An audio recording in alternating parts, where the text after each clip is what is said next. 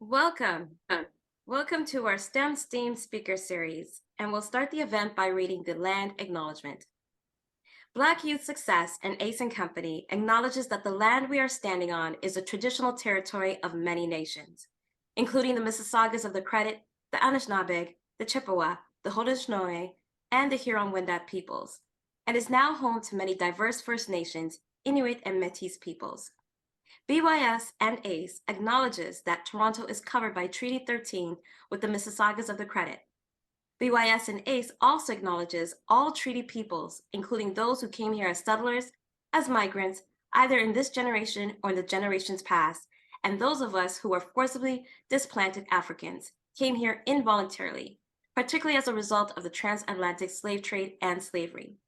BYS and ACE pays tribute to our African ancestors.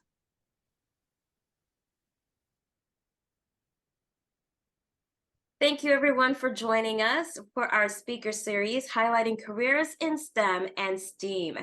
I'd like to welcome all of you. I am the CEO and co-founder of Ace & Company, and with me is Anu Bari, the Director of Partnerships and Educations for Ace & Company Limited.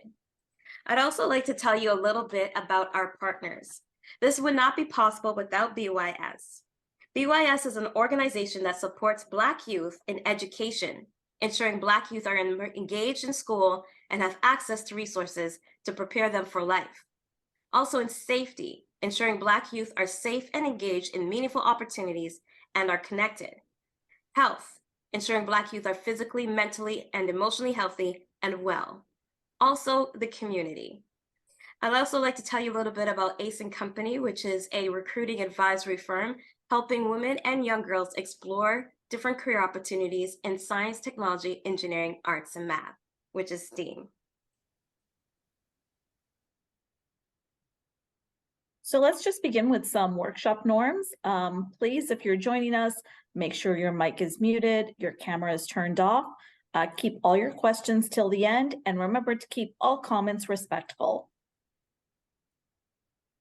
So Tony, before we begin with Ross today, I'm wondering if you could just level set and let our students know what is STEM and or STEAM, and what are some careers that students can expect to find in STEM or STEAM? Well, thank you for asking, because there's so much confusion when people hear STEM, which is science, technology, engineering, and math. And then they hear STEAM, which is science, technology, engineering, arts, and math. The thing is, there's no like one or the other. It's actually like two sides of the coin. STEM is an integrative connection across science, technology, engineering, and math, where the arts is creative thinkers, collaborators, and great communicators that's connecting arts through science, technology, engineering, and math. So it's very interesting because a lot of times people think when they think of careers in STEM or STEAM, they automatically think they have to code or it has to be just technology, when it's so much more than that. When you think about STEAM careers, it opens up the possibilities even more. So we have some like the mechanical and civil engineer, an architect, web and app designer, modern urban planner, product designer, animator, sound engineer, video game designer, graphic designer, fashion designer, interior designer, photographer, and much, much more. So it encompasses everything that you would think of with technology, but opens it up a lot more to add in that arts, that component that people want to feel, see, and hear. Amazing. Thank you for that. No problem. So today we have the honor of having our speaker, Ross Cadastre, that's going to be with us. He is the founder and CEO of a company called Innovative Talent Solutions Incorporated. They help organizations in Canada find the right people for their jobs. Ross also started another company called Lyenn Dous. So sorry if I said that incorrectly, Ross, which helps tech startups with their office work. He cares a lot about helping underrepresented people and created a job board called www.bipocjobs.ca to help BIPOC professionals find opportunities. Ross is also the leader of an organization that supports Black-owned businesses in Canada. He has won numerous awards for his work and is an Entrepreneur Award finalist.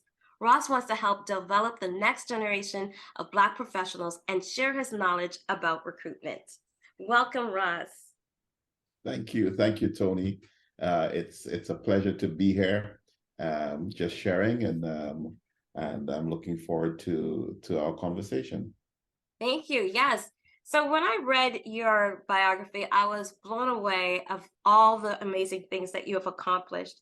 And I've known you about maybe about 2 years or a little bit more.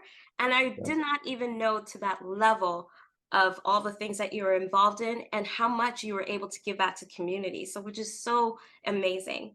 But what I want to know right now is how did you enter the world of tech recruiting? Was it a career path you always aspired for? You know, the short answer is no, and I'll tell you why. I'm originally from Saint Lucia in the Caribbean. I came to Canada for school. I came to Canada as a student. Completed my university education in my degrees in commerce from the now TMU. Went back to St. Lucia, joined the family business, and decided that I wanted to go back to a country where the seasons changed and it was fast paced. And just like anybody that I know in the recruiting industry, everybody falls into recruitment by accident.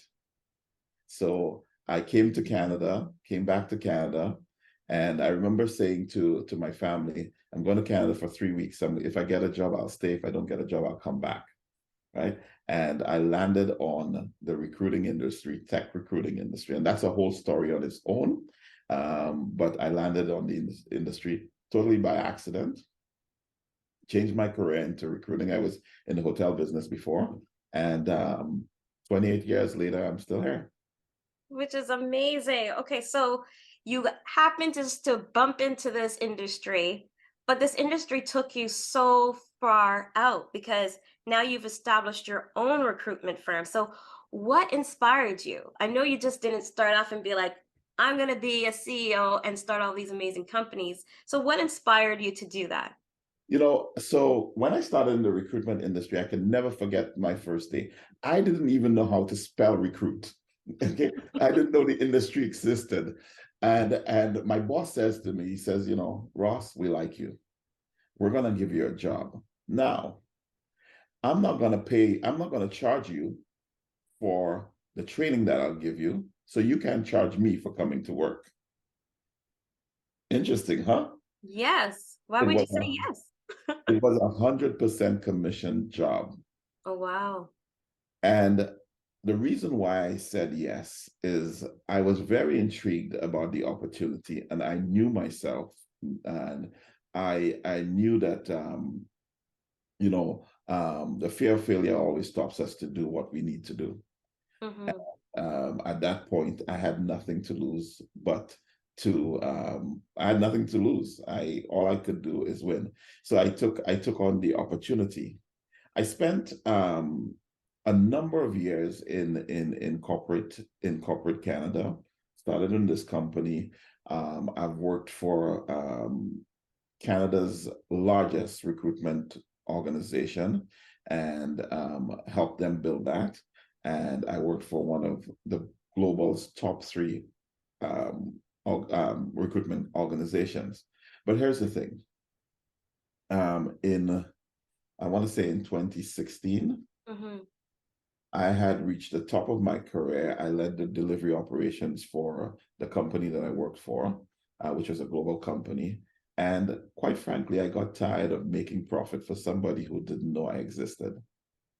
The shareholders, the board sat in the US, and I could imagine them with a cigar in their mouth saying, Hey, we got a guy in Canada. He's making us a ton of money. I don't know if he's a guy, he may be a girl, he may be, I don't know. He's just making us money.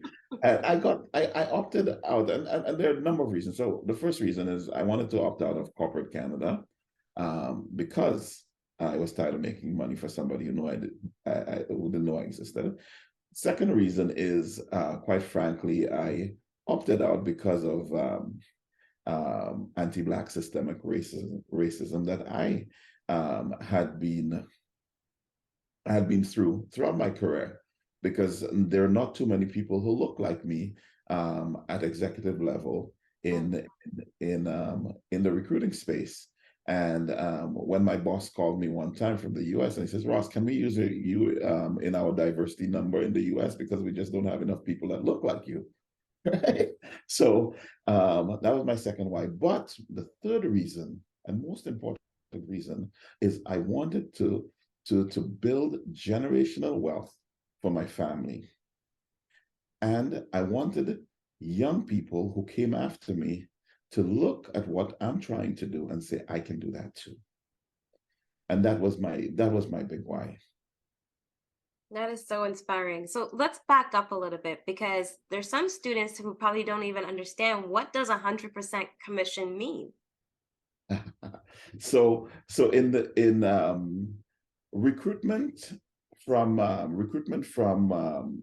let me explain a little bit about recruitment. So what we do in recruitment is companies hire us to find tech professionals for their business.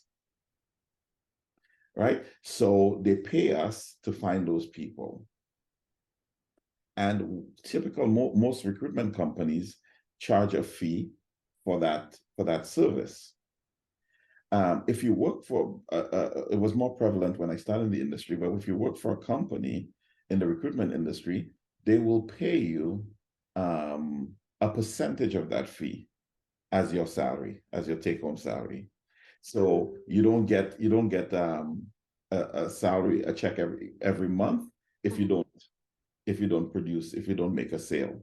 So that's how I was paid. If I didn't make a sale, I didn't get paid. If I made a sale, then I get a percentage of what that sale is. Does that make sense? Yes, it does. And then how long did you do that before you decided, okay, I'm ready to start on my own? Well, I've been in business for 6 years, so it took me about 22 years. 22 years. Wow. And I gotta tell you, I have been an entrepreneur throughout my life. Mm-hmm. That walk of 22 years was the only time that I worked for in corporate. I go back to high school, and in high school, I used to, now kids, I know you don't know, none of you would know about VHS movies, right?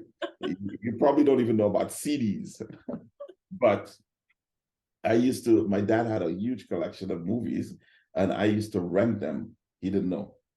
I used to, because he had 3,000 movies. So I used to take those movies and rent them to my friends at school. And I had a great business. I didn't even need an allowance because I was well taken care of by renting those. So you were your own blockbuster. So there's another one that kids probably don't even know about. Exactly. Yeah. So I did that. So that's where I started. So I always knew that I wanted to have my own. My father himself was a serial entrepreneur. So I that was part of the DNA that I grew up with, and I wanted to start my own. So I guess no matter what, when you have that tugging feeling inside, eventually you follow the path where it's going to lead you, right? Correct. And entrepreneurship is not for everybody. It is a journey, and it's a lonely journey, but the rewards are great. And I was speaking to some kids a couple weeks ago, and one of the things I said is, when you're looking at having your own business, whatever the business is, you have to give yourself no choice but to succeed. So if you start a business if you leave corporate Canada and start a business, you don't want to have your resume still active and say, I'll dust off the old resume and I'll get a job. You're giving yourself an out. So entrepreneurship is important from the standpoint that you need to give yourself no option but to be successful. Yes, and that reminds me of what you told me in the beginning when we met. You said you have to be all in. It won't be successful if you're having one foot in or one foot out. So tell us a little bit, like provide us an overview of innovative talent solutions and ITS Global and Contingence Recruitment. Like, what is the difference? So ITS Global and Contingence Recruitment falls under innovative talent solutions. So Innovative Talent Solutions, we're a talent company, and we help organizations in a number of different ways to source and build their talent teams Mm-hmm. around IT specifically. It's Global, which is kind of one of our brands. Does more of an in-house. We work with the client as part of their team to deliver the services. We also have a diversity hiring division, and what that does, it focuses on mostly on Black in tech, okay, which a lot of our clients have told us that they need, and women in tech as well. All right, so that's how it's Global.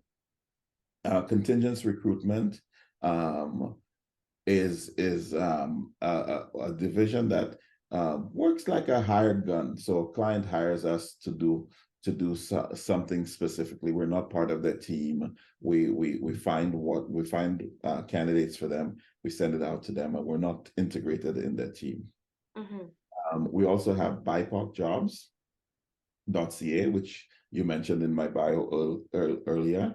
Yes. BIPOC stands for Black, Indigenous, People of Color, and we focus on the B with BIPOC jobs. And what that is, it's a job platform where companies can post their jobs looking for Black, Indigenous, and people of color to apply for their jobs. And I'm really excited about this new development in our company.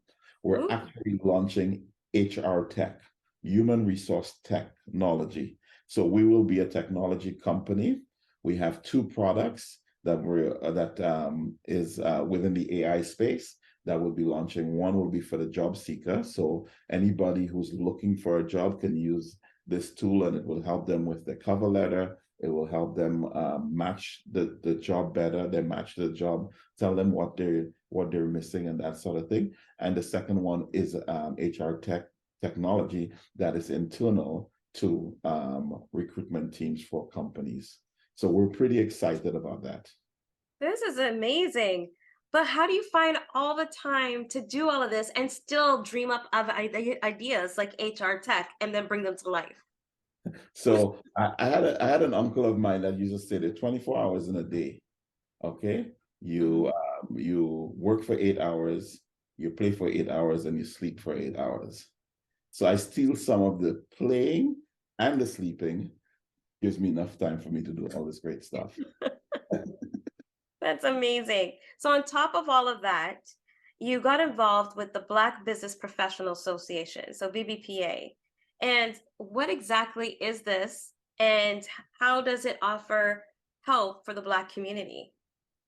You know, the BBPA is something really special to me, and my involvement there on the board has been very inspiring. We are a 41-year-old organization, Black serving organization, probably the oldest in Canada.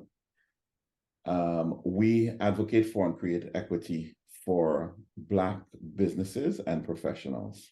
The BBPA was founded by a gentleman called Denham Jolly and a group of business people 41 years ago who wanted to come together to advocate for the business people in the community. And it lasted 41 years. The Harry Jerome Awards, which you may be familiar with, Yes. is an awards that celebrates Black excellence in Canada. It happens every year in April. And this year was really, really special. We had so many young people at the awards. And I always say this, every time I'm asked about the Harry Jerome Awards, I say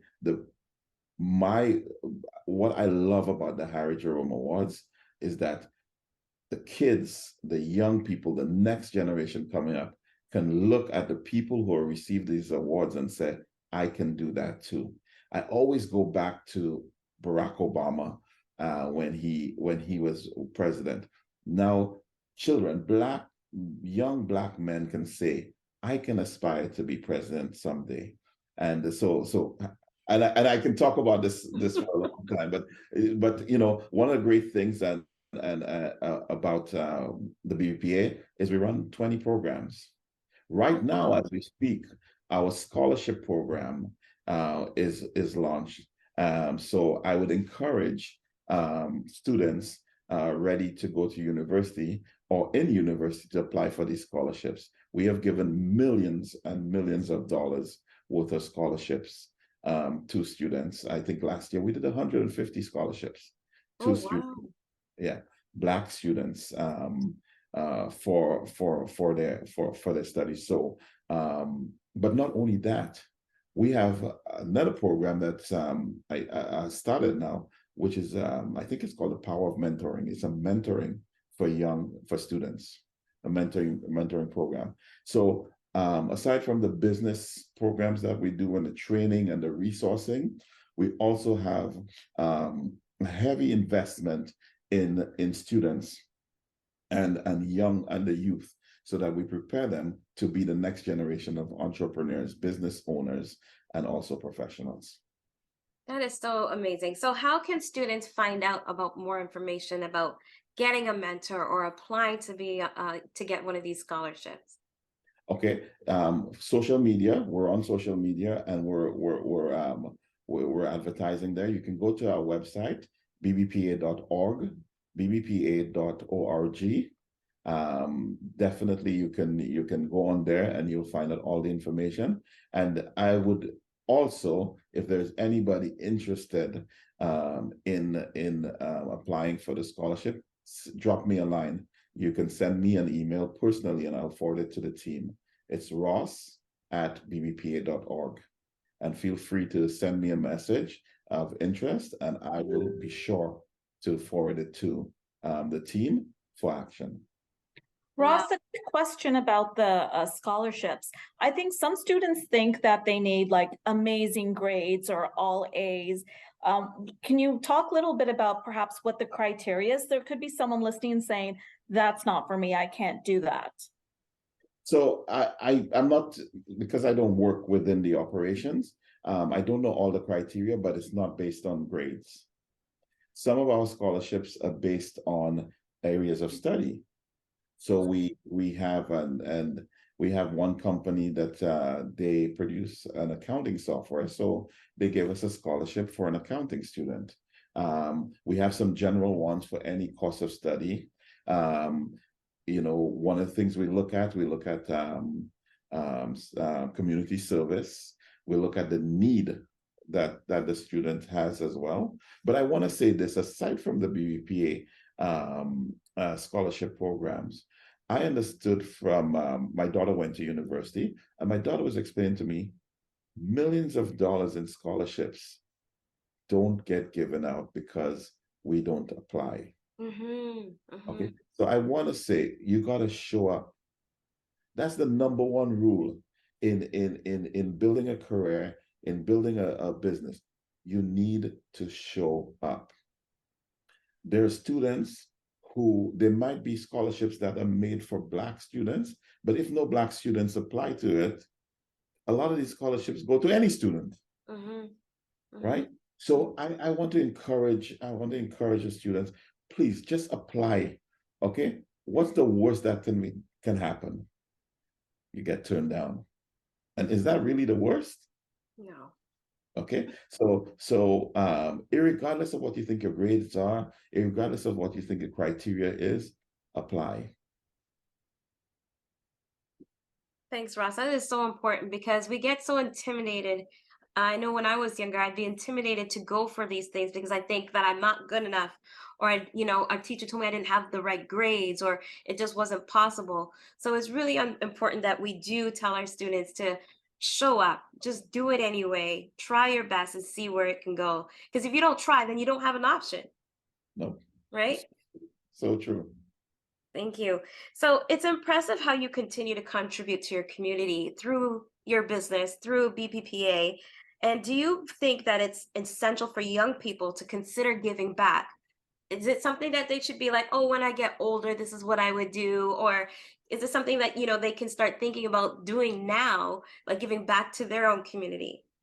Yes, start today. And I'll tell you why, for a number of reasons. Mhm. Um, you know, the first reason is giving back is good. One of my core values or my company's core values is making a difference. Okay. And I believe that, we have to make a difference in our community. Okay. We have to give where we can give. And a lot of times it's not giving money, it's giving your time. Yeah. First reason. Second reason is one of the biggest issues or one of the areas um challenging for black people as a whole is access to networks, Hmm. right? Hmm. And when you start getting involved in community work, your network opens up. Just before this meeting, Tony and I were talking about somebody we knew in common, right? And I met that person through the community. So it's very important that you give back, because giving back is good. There's a saying, doing good while doing well. So you want to do good at school. You want to do good in the community, but you want to do well for yourself as well. So I believe that every student, every adult should have a certain percentage of their time, whatever they can afford, to give back to community because it's doing good. Thank you. And you touched a bit on networking. So I want to spend more time on that because that's so important. So, how significant is networking in the field of tech recruiting and building professional connections? So this is very, very interesting. So we talk about technical recruiting, and typically in the technical space, which I presume that a lot of the young people at this event may want to consider something in technology, as an example. Um, the reality is most technologists are introverts, right? Right? Hmm. Hmm. And the truth is, though, networking is key.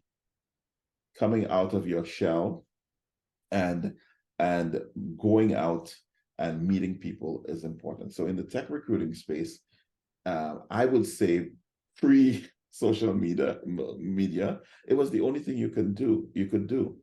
I used to go to meetups when I started in the industry just to meet people. And you'd be surprised the number of people that you meet. And you walk into a room, choose somebody and go say, "Hi, my name is Ross Cadastre. How are you today?" Right? Nobody's gonna reject you if you say that, right? So the fear of rejection when it comes to networking, I know is there, especially people who are introverted.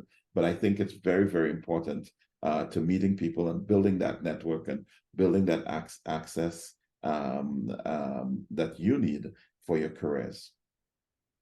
It's so important. And for me, believe it or not, as much as an extrovert that I am, networking was something that I struggled with. I didn't like going to events and meeting people because I was like, what are you going to think about me? But realizing they want to know about you just as much as you want to know about them.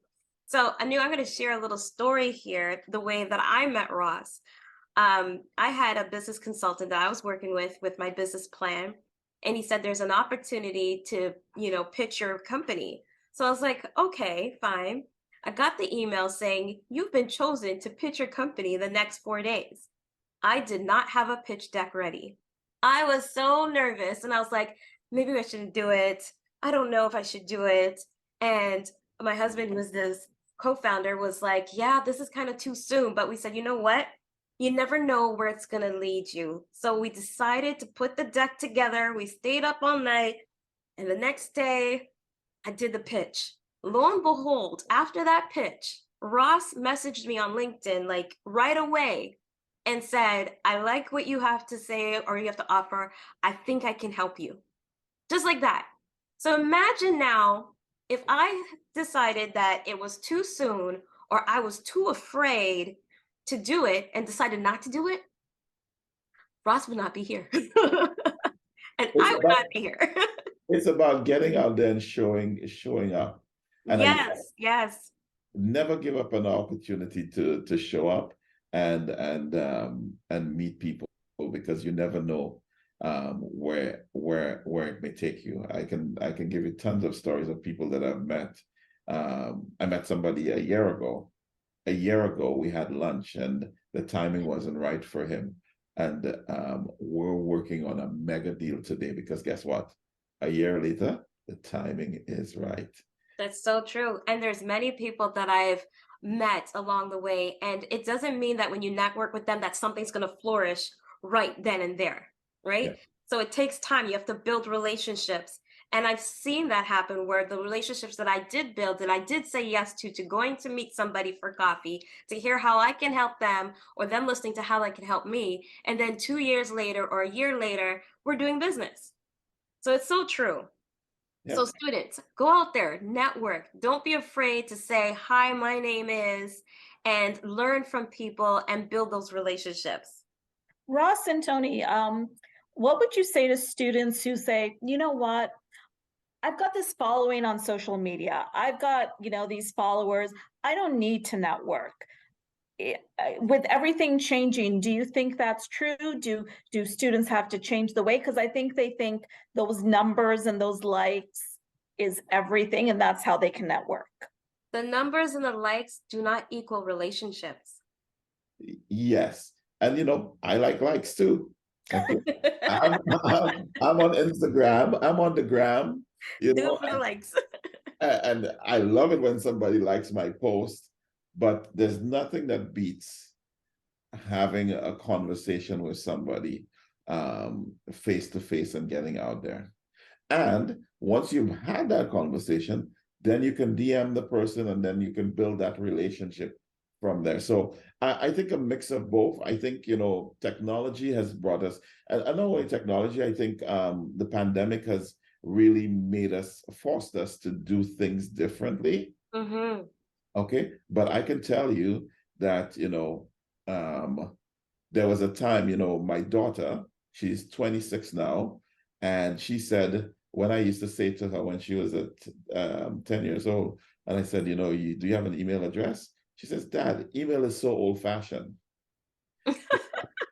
She's 26 years old now, and she has 3 email accounts, a personal one, a work one, and then one where, I don't know, she has Probably shopping. I have an yeah. extra one just for shopping. Yeah. So again, I want to share with the students, there's some things that will never go away. Mm-hmm. Mm-hmm. There's certain things that technology will advance for us and we'll do better, but there's some things that will never go away. And I think the human interaction will never go away. And we saw it in the pandemic now. Companies are asking people to come back to work. They want to see employees in the office because of that human connection. So true. So let's spin it now to talk about like entering careers in tech. What advice would you have for students who are thinking about some kind of, career in tech? What advice would you have for them? So if we're talking about technology specifically, if you're thinking of getting into tech, don't wait to go to university to study it. Okay? There are courses you can do, there are boot camps that you can do, there are things that you can do to try before you buy. Okay? And so look at that. So if you said, I really want to, I think I want to be a programmer, there's all kinds of stuff on YouTube. Look at it, make sure you really like it, because when you go to university to do it, it's going to be tougher than the YouTube video. So if you can't get through it and can't enjoy it and don't have a love for it, then it's not the best thing. Too often, students kind of look at what's going to pay me the most and then choose that path. Okay. I say to students, I say to youth, look, try everything and choose something that you're happy with. And if it's technology, it's great. A lot of students on the STEAM side want to get into the arts, want to get into music, okay, and engineering and that sort of thing. Okay, that's great. And I know a lot of students are probably doing it already, and they see it as a career path. I will reverse it on them. I think for students that want to do stuff like music and engineering, okay, learn the business of music and engineering. Okay, it's a huge business. Okay, and if you're not prepared, okay, success is going to be challenging. So if you're going into technology, there's a lot of stuff that you can do beforehand. And if you want to go into the arts area, learn the business of the arts. Okay, because I've seen it. My brother is an acclaimed, many Grammys and engineer himself, and he learned the business of doing it, and that's why he's not only successful in the craft but successful holistically. It's so amazing that you said that, because there's something you probably don't know about me, but that's actually what I graduated as, an audio and production engineer. Oh, really? Yes. I used to do engineering too. Look at that, a small world. And what I could say, the number one thing that I learned is you need math. So take your math courses all the way through high school, not just the amount that you need for credit. Because when I got there, I learned something about music math that I struggled with and had to get a tutor. And I had wished that I didn't just get my 2 credits in grade 9 and then have to struggle when it came to post-secondary. Wow. But yeah, what a small world. Yeah, so I'm a hobby engineer, so I did it years ago, and I'm probably not good at it now, but I didn't do it for a living. Didn't want to do it for a living, but it was something I enjoyed. Another quick question. You said, do something that you're happy doing. I think sometimes we equate happy with easy or comfortable. Mhm. Is that what you mean when you say do something you're happy with? No, no, definitely not easy. Um, uh, I think and I can put this in my own context. A lot of times, so there are a couple of things that I'd play for Black students approaching university. The schools are not set up to advise, or don't seem to advise Black students in a particular direction. So for instance, and this is not STEAM or STEM, but the trades. Traditionally, we do not push our kids into the trades, either because my dad was a carpenter and he wants my son to be a lawyer, or it doesn't come up in a guidance conversation. So what I think you've got to do as when you think about a career is you say to yourself, will I be happy doing this for 30 years? Okay. And if you're not going to be happy, understanding that there's a progression. So for instance, if you start off as a programmer, you need to think through and say, okay, I'm going to be a senior programmer, then I'm going to be a manager, or I may want to be a programmer for 20 years, just innovating and making new technology and that sort of thing. So I think it's important that you kind of think through that. And you may not have the answer and you may not get it right. And one of the things to remember is, you may change direction, and that's okay. Okay, that's all right. So the fear of getting it right off the bat, it's don't be afraid of getting right off the bat, but do something that you say, you know what, I think I can do this for the majority of my work life, and that's why you start having that conversation. Just don't make it about money, because if you make it about money, it'll always be about money. Mhm. And you'll burn out real quick. Right. Correct. Correct. Okay, so what skills do you think are important for success in the tech industry? And how can students work on developing these skills at this young age? I know you talked about like looking on YouTube and seeing if there's something that you like, but what about the actual skills? What skills can they start developing? Well, that's an interesting question, because um, technology is such a vast area, right? It's Mhm. such a vast area. I think if if I think about it, I think as a student, one of the soft skills you can start with, analytic skills, the ability to research, okay, develop your skills from a research standpoint, because any technology that you see today didn't just happen. There was some sort of research, some sort of um, thinking that went into it before it was created.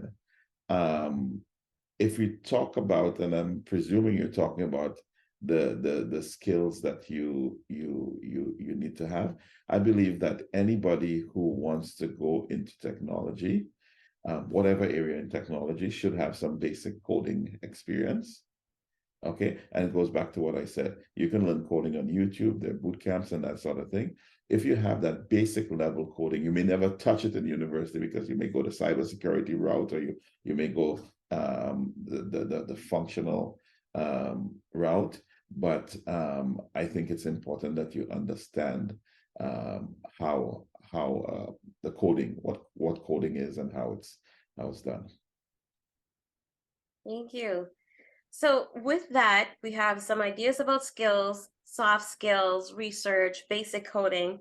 Now, what about challenges? What are some common challenges or barriers that students may face when they're entering the tech industry, and how can they overcome them?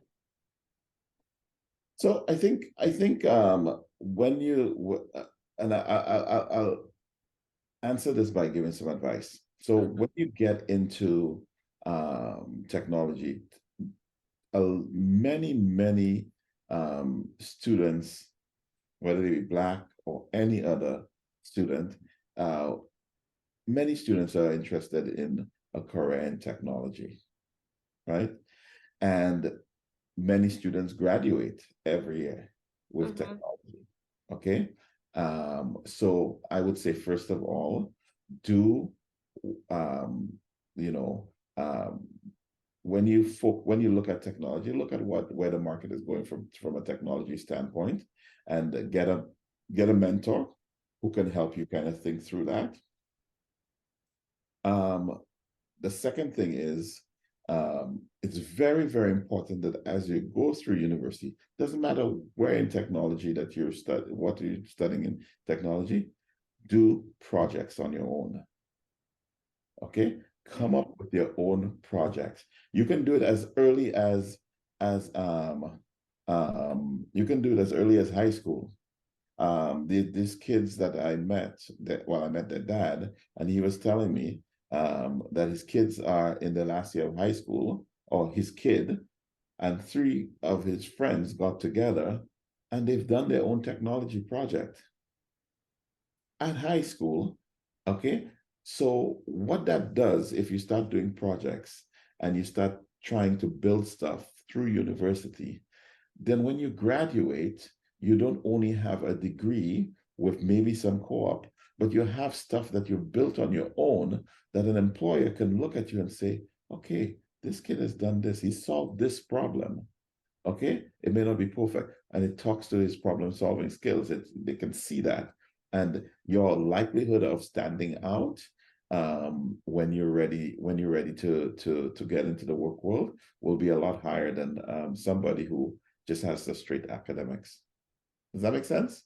Oh, definitely, definitely. So it's like in order to get over the challenges and barriers, you're kind of beating it before it even comes, right? By doing these little extra steps so that when Right. you graduate, you have that kind of edge or that that's foot in the door, where before if you didn't have those things, it would be more challenging, Yeah. right?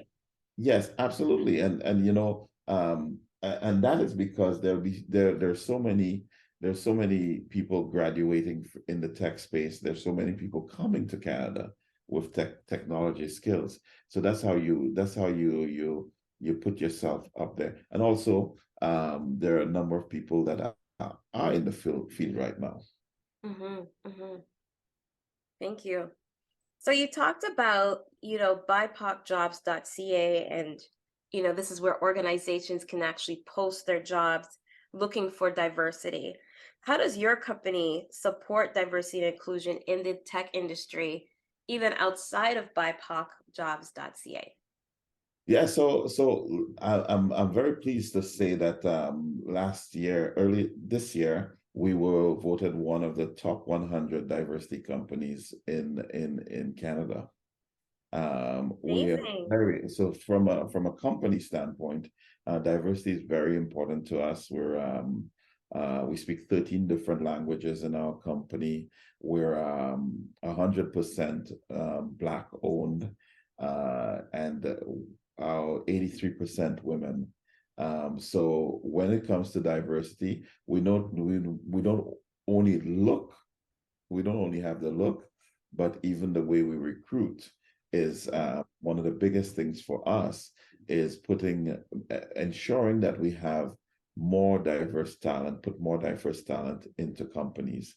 And some of the things that we do, which isn't written anywhere, which isn't part of our sales sheet, but we educate our clients. Mm, The reality is, and the reality is that a number of organizations have made a decision that they want a more diverse population in their organizations. But at the end of the day, it's our job as recruitment companies to educate the middle manager on what that looks like. So it's mhm. a large part of our time speaking to organizations, not about will you hire from us, but about the importance of diversity, whether it be Black in tech, women in tech, what that does from a profitability standpoint, what that does from an innovation standpoint. As you ladies know, women have a different mindset than men and bring something else to the table that that can help organizations grow and help organizations think out of the box. So we're pretty proud about this silent service offering that we have, because you know what, it's impacting how organizations think, it's impacting who they hire, and of course, it's impacting our community because we're putting more people who look like me to work. This is amazing. I wish so many more companies would follow your footsteps. It's just amazing that you're taking leadership in that and setting an example, not only for our young people to see what's possible, but also for other companies to see how it's done. So congrats to you guys for doing that. It's so amazing. What I'd like to know too now, so especially students that might be in high school, is there any specific programming language or technologies that are in demand in the current job market? And like, how can students, stay updated with the latest industry trends, right? So we talked about, doing some projects on their own and going on YouTube to seeing like what if they have some passion or if they like what they're doing. But is there like a specific tech language or something like that they should be taking in high school to prepare? So since the pandemic, the Mm-hmm. number one things that companies worry about up until this day is cybersecurity. Mm. Having moved staff to work remotely from home and being able to kind of have people in a different location and still keep the network secure, cybersecurity, and I don't see that going away for a while. Okay. Where we see a real opportunity is in emerging technology, and I love the blockchain space, where the blockchain is where cryptocurrency is built. So I'm sure most students know what cryptocurrency is, right? Bitcoin is a cryptocurrency. The technology that's built on the blockchain is a huge opportunity for, and it's an opportunity that you can get involved in without even going to university. There's so much training available online in the blockchain space, and I think that whole digital space is going to be really, really big in the future. Machine learning and artificial intelligence, another big area. There's a lot of talk about ChatGPT right now and other open AI, open artificial intelligence. These are only going to grow. These are going to grow. Now, I must also mention an area. There's some old technology, okay? Programming language, probably one of the first programming languages called COBOL, okay? And nobody does it anymore because it's not the nice new tech, and it's not emerging technology. But the banking sector and all large companies, banks and insurance companies, they can't get rid of that technology internally. Oh. They can't. And guess what's happening? All the programmers that used to program in that it is called mainframe technology. In that mainframe technology, guess what? They're retiring. Right? So there's a huge opportunity for students that are interested in that space to get educated in that space. Because that technology won't go away. It's just too big. It's just too big to change over. So that's another area that nobody talks about, right? But it is an area that's available. It's available to disrupt.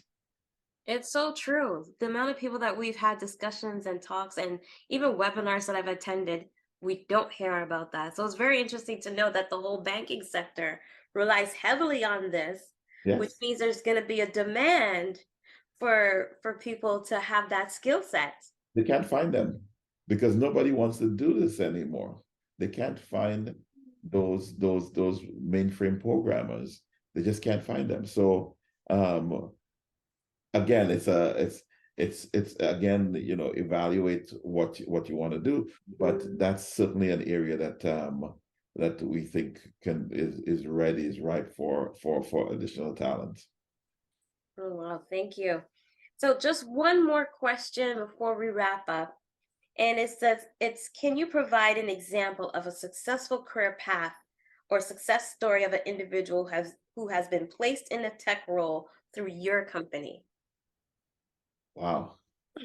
There are many examples, but I want to, so I'll give, not in my company, but I want to give a great example of someone. Gentleman, I'll give his name as well. I'm sure he wouldn't mind. His name is Kundan Joshi. And Kundan came to a company. He was looking for a job, a company I was working at, and I met Kundan, and he said he just finished university and he was looking for a job. And he, I coached him, I helped him. I believe I placed him at Bell Canada. Okay. I think he stayed in Bell Canada for a hot minute and then went and started his own business. And today he is the proud owner of a mega company called the App Lab. Oh, wow. Okay.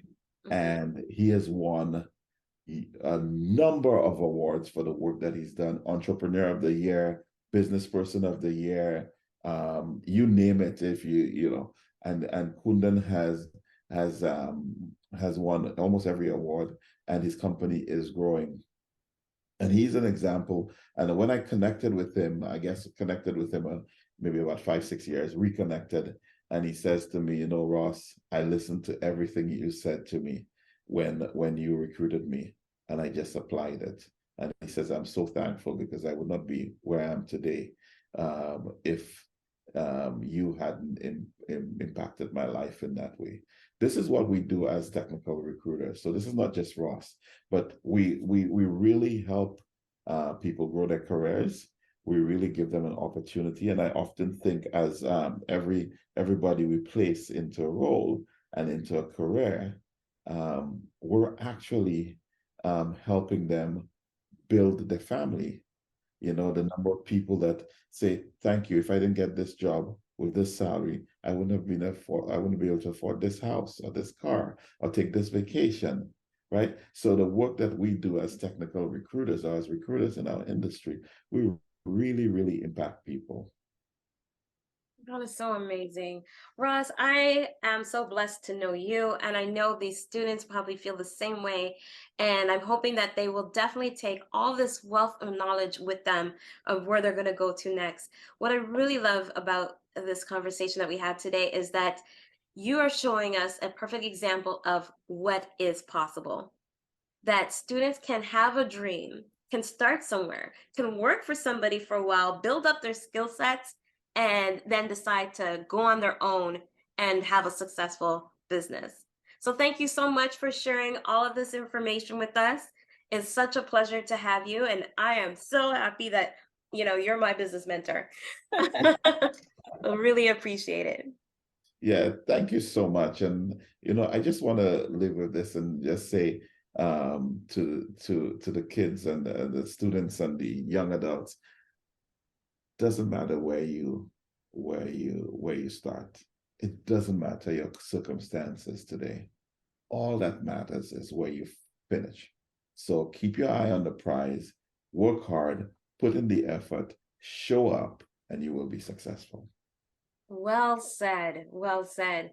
Thank you. So Anu, what do we have on our plates coming up? So because we have to quickly wrap up. Yep. Okay. So we're going to leave the questions and let's go to the next slide. Next week, we have Jaheem Henry, who is a midwife, learning to be a midwife at TMU. And fun fact, he is also my former student. So I'm so looking forward to seeing him. And then the week after our last one, we have Chickadilly, and she's an infotainment developer. And I think you said, Tony, she works for GM? Yeah, she works for GM, and then something to do with game developing too, some gaming or something like that. So can't wait to find out what is an infotainment developer and what cool stuff she's doing at GM. Yeah, so that's what we have, and that's it.